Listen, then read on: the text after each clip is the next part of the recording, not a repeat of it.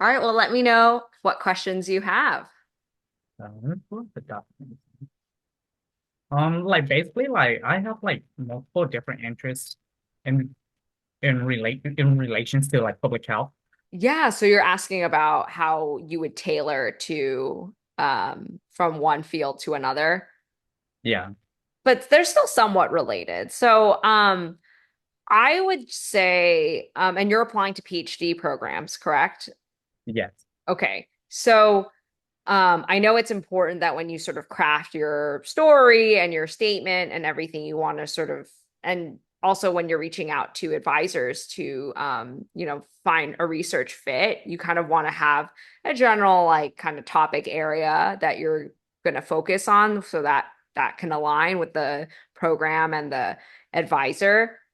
And a lot of people ask this question like, oh, what if I want to do something a little bit different than what I've been doing? And I think that is totally okay as long as you explain why you are wanting to go in that different direction and any experience that you've had. Like, is there something you did in one of your research projects that led you to want to go more in that? Like, you just need to explain the pivot and back it with maybe some kind of experience. It doesn't even have to be like direct work experience, but something adjacent that would be fine. You definitely have to explain why though, because if your whole application is just one, maternal child health, and then suddenly like you say, but I want to do sexual and reproductive health, you know, you're going to have to explain a little bit about why you sort of made that transition. Like how will I be compared to like other candidates that has like more research experience and publication? Yeah, so really it's not about the number of publications you have. I always tell people it only helps you, it doesn't hurt you. I had one commentary on my CV and like that was it. And I think it's more important that you show that you have the potential to publish. So if you can, in your personal statement, if you're working on a research project right now that is maybe leading to a publication, I would highlight that um, in your personal statement to show like, this current project, like I will be submitting as a manuscript in like December of 2024, to show like, it might not be on your CV yet, but it's in the works and you talk about that. So that's one way to talk about publications that are imminent but not in press yet. Mhm. Um, another, and then just like, same with the research experience. You don't need many, many, many years of research experience. That's not always better than having, um, like, it's not just the more is better. Like for me, I only had really one summer's worth of like really rigorous, um, you know, summer research for or public health research. And I was just able to really showcase sort of everything I learned, the impact that I was able to make, sort of how formative and important that training was for me in that short period of time and gave me certain skills and, you know, I learned whatever. And that's why I wanted to dedicate a career to research. So I really just took sort of a short period of time and played it up and Mhm. really showed, that even not saying that it was short, but even though it was short, really showing that I did do a lot in that time. Okay. So like right now I'm currently doing my applied practice, like the practicum. Uh-huh. Basically it's just like I'm working on needs assessment, but I'm doing like a lot of research by myself. But Yeah. it will not be leading to like publication. Would that still be worth mentioning in the SOP? Yeah, definitely. You don't you don't only put, work that has to do with publications in your Mhm. personal statement. I mean, it's always nice, but if there's work that you do that's really meaningful, very relevant to your research, very public health related, definitely include that in there.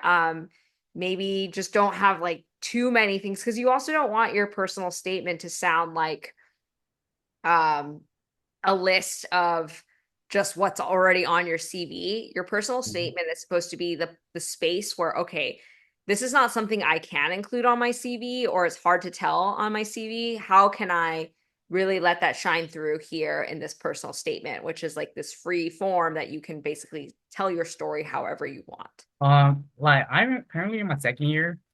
Do I still have like the potential to publish publications with faculty members if I reach out to them to be part of their research right now? Oh Research. yeah, absolutely. I mean, like I said, in my 2 years of my MPH, I did zero research in my first year. I did a research oriented summer internship in between my first and second year. And then when I got back my in the fall of my second year, I started doing research with a professor in my department, like a couple hours a week, nothing, not a lot, and continued that through the year. And that didn't result in a publication because it was like a very early part of their grant, but it Mhm. was still really good research experience that I was able to have. And you never know what can happen. So that my answer is yes, you absolutely can still do a lot in your second year of your MPH, working with faculty, and finding new positions and finding new projects that might lead to publications, as you said. Okay. Mm, like I know that like for some PhD program they require like to be interviewed for to get into their program. It's like how do I prepare myself for those interview questions? Yeah. So I have some videos, and I think on my blog I also um have like sort of my experience interviewing.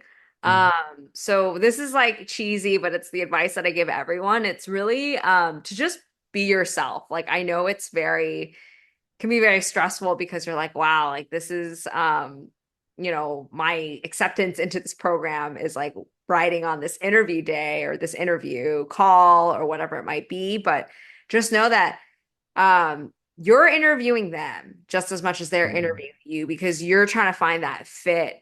And you also want to walk away from that interview being like, I can envision myself being in this program, being with these faculty, being with these students for the next 4 to 6 years, or, however long the PhD is going to take you. So that's my first piece of sort of cheesy advice is just, take a breath and be yourself because that is what makes you stand out. The more you sort of rehearse your answers, kind of say what you think they want to hear you say, the more sort of like not natural that's going to be. And it's like you are an amazing student. You have your own unique qualities. Like you should let that just part of yourself shine through in the interview. And I can tell you that it's like that genuine feeling coming from a student is something that really does stand out. And so just let that part shine through. And then the rest obviously is like, prepare the usual stuff. Make sure you can introduce yourself, have a strength and weakness. Like, what do you be able to talk about your research and be ready to talk about why you want to get a PhD, why you love research so much, all the same kind of things that you're going to be doing throughout your application. But now you're just saying it instead of putting it on a piece of paper. mm. I noticed that for a PhD, they tends to do like a lot of research, which was like composed of like writing a lot. Yeah, that's a good question. So you're asking if, writing is an important part of a PhD program. Um, so I guess my answer to this is writing is a very important part if you want like a career in academia, if that makes sense. Like if you want to go off and be a professor, I mean, not just these, but a lot of these positions, what require grant writing, Mm, publishing manuscripts, all this stuff. Those you definitely like. I would say that I spend 90% of my time, well, more, not 90, but like a lot of my time just writing. okay. So that is something that you will improve upon. Like I used to be terrible at writing, but then when I learned Mhm. that research and scientific writing was much more straightforward and less like creative writing. I was like, oh, this Mhm. I can do this. Like, just sort of like but it's still hard. Like I'm still learning and can improve. So I get it. And it's scary. Like I sometimes like, I dread having to sit down sometimes and start a manuscript or a grant from scratch. It's hard. But you will get better at it through the years. It comes with training, it comes with practice. Honestly, just the more you write, the better, like the more comfortable you'll be. Um, you know, with that all said, if you go through your PhD program and you like write your dissertation, which is going to be a long, Mhm. document of your writing, um, and you're like, wow, I never want to do something like that again. There are careers for people with PhDs who do not have to do as much writing, and then you can just, you know, maybe consider those in addition to if you want to go pursue some of the other stuff like academia, teaching, other grant writing that will require more writing and stuff. But like you can become a statistician. I don't know how much statisticians have to write, but maybe less than, someone who's like constantly having to put in grants. Stated that you don't need to reach out to like faculty advisors before being admitted into the program. Were you still suggesting me reaching out to them? So if the website says don't reach out, do you still reach Yeah. out? Is that your question? Yeah. Yeah, there's nothing wrong. I mean, unless the website says like, do not email us, period. Like we don't want to, Mhm. like, I don't know. I don't know how they're phrasing it on the website, but instead of, you can just, send the email not as a like, hey, like I want to network with you to get into the program, but more sort of like take a step back and be like, I am applying to the program. I just think your research is great. I would love to talk with you about your research if you have time. Just make it clear it's about the research and not about getting into the program Mhm. in the email. And then if they say, hey, I can't meet with you because you're applying and that's like against our policy, then, you can respect that. But at least they like saw that you reached out to them and, took the time to write to them. Or they might surprise you and say, yeah, let's meet. So I think to me, those are both kind of win-win situations. Like the other questions that I have is related to like the writing sample. It's like a lot of the like most of the PhD program right now they don't require the GRE anymore, but Mhm. they wanted you to apply a writing sample. Yeah. So since I'm not doing a thesis, I'm just going to do a capstone, but it's going to be later on in the semester, which I will not have it. So based on the writing sample that I might provide it to them is just a um, class project that I've done before. So it's usually typically like how many pages, because like on the website it doesn't list like how many page or the format fonts to be Yeah, used. so that's a great question. What I did is if the some of the applications let you upload a publication if you had and a writing sample. So if they gave you space for both, or if they only gave you space for one, like writing sample, like no publication, like it was just like then I would just upload my publication if that makes sense. So like my Mhm. publication, my one short commentary was my writing sample. But if I had already uploaded that somewhere else in my application, then I uploaded my like 40-page final paper for a class that like I don't even want to like I'm sure it wasn't the best thing I've written, but it was like, I did well enough in the class. It was on like a really I think interesting public health topic. So I was like, okay, this is good. Probably one of the better things I can send in.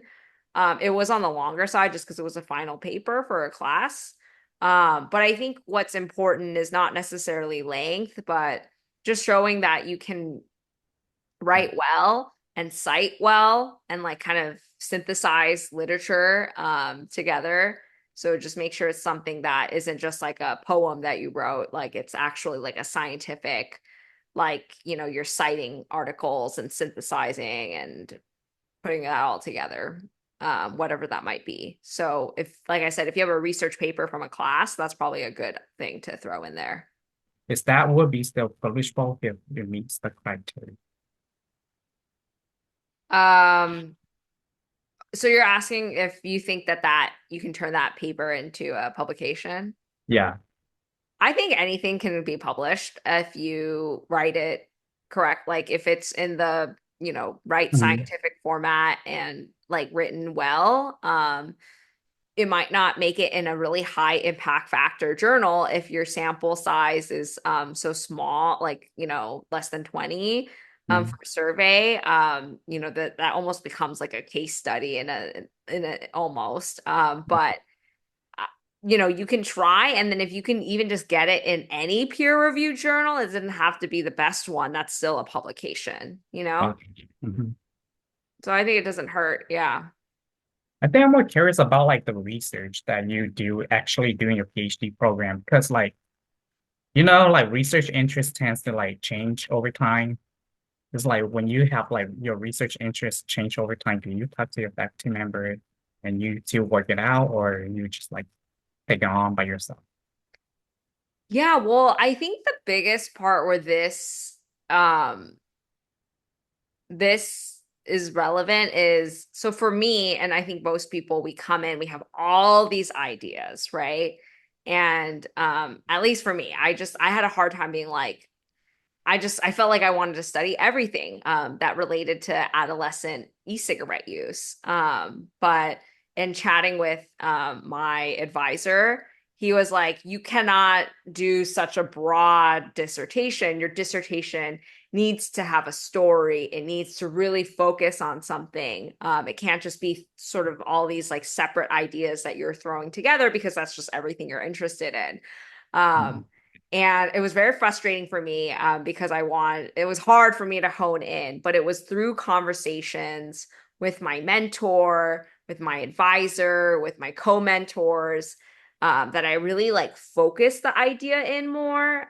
And so it's not like I pivoted, but I did kind of like I funneled in, if that makes sense. And that's a process that happens during your PhD program naturally because you funnel in towards like what you're going to do your dissertation on. And then in terms of the pivoting, like your funnel might just have some like, dents in it or like, different curves in it.